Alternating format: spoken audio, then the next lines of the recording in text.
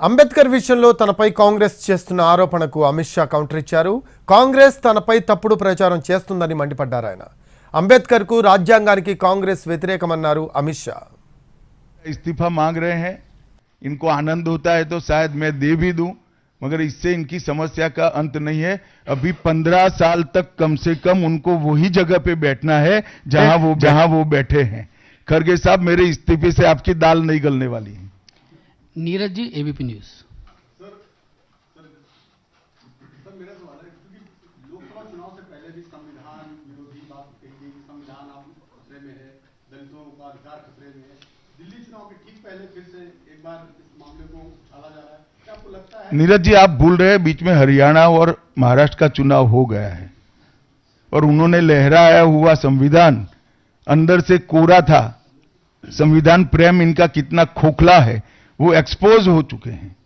एक झूठ बार बार नहीं चल सकता है, अंततोगत्वा सत्य जनता तक पहुंचता ही है। ऐश्वर्या पालीवाल, आज तक।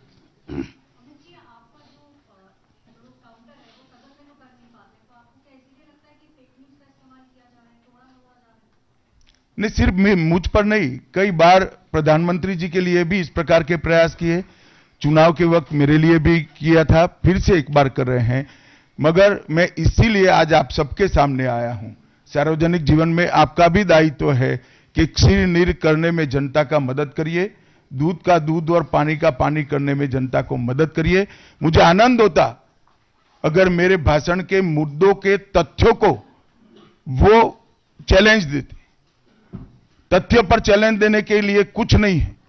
मैंने भाषण का एक एक शब्द तथ्यात्मक है और इतिहास से गर्भ से बाहर आया हुआ है, इसलिए वो इस प्रकार से मेरे भाषण को एडिट कर कर इसको गलत अर्थ निकालकर इस प्रकार का प्रयास कर रहे हैं। शैलेंद्र जी, खड़गे जी की तरफ से एक आपत्तिजनक बयान भी आया है आपके बयान को कोट करते हुए, इस तरह से कि यहाँ आग लग जाएगी, या उस पर क्या कहना चाहेंगे जो उन्होंने भड़काऊ बयान? मुझे लगता है आप मेरी प्रेस को अच्छे से कवर करिए, कुछ नहीं होगा। प्रज्ञा कौशिक।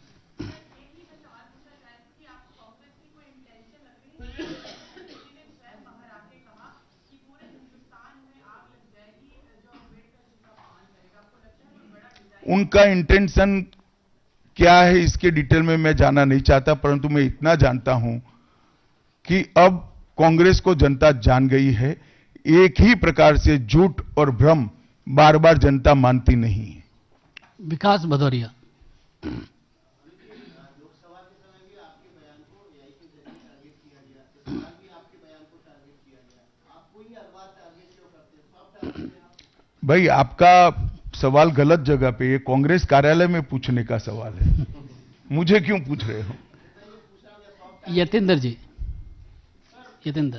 मेरा सवाल अरविंद केजरीवाल ने भी इस पर निशाना साधा। उनका कहना है कि बाबा साहब किसी भगवान से कम नहीं है और जिस तरह से प्रधानमंत्री आपके फेवर में आए सपोर्ट में, सोची समझी रणनीति के तहत ये सब कुछ। देखिए, इनकी भ्रांति है, प्रधानमंत्री सत्य के फेवर में बोले हैं।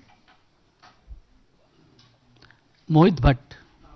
जिस प्रकार से सारी विपक्षी पार्टियां भी अब साथ आ रही हैं, पहले वो अलग अलग मुद्दों पे पार्लियामेंट में अलग अलग दिखी थी, लेकिन इस मुद्दे पे वो सड़कों पे आने की बात कर रही है। आम आदमी पार्टी ने प्रोटेस्ट किया, टीएमसी भी प्रोटेस्ट करेगी, तो इस मुद्दे पे सारी विपक्षी पार्टी एक साथ आ गई है। देखिए, सत्य को किसी के सपोर्ट की जरूरत नहीं होती। हमारी बात में, हमारे मुद्दों के साथ सत्य स्वयं खड़ा है। सत्य सबके साथ सत्य ही रहता है।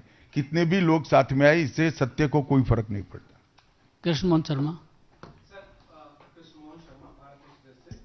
आज एक बहुत आश्चर्यजनक बात यह हुई कि लोग कभी कहते थे कि मैं संविधान को नहीं मानता, मैं एनार्किस्ट हूँ, मुझे जनता ने संविधान के लिए नहीं अरविंद केजरीवाल को वोट दिया है, वो भी आपकी आलोचना कर रहे थे और कह रहे थे कि बाबा साहब भीमराव अम्बेडकर का बड़ा अपमान किया। चलो, कम से कम मेरे कारण अरविंद केजरीवाल जी संविधान का और बाबा साहब का सम्मान करने लगे।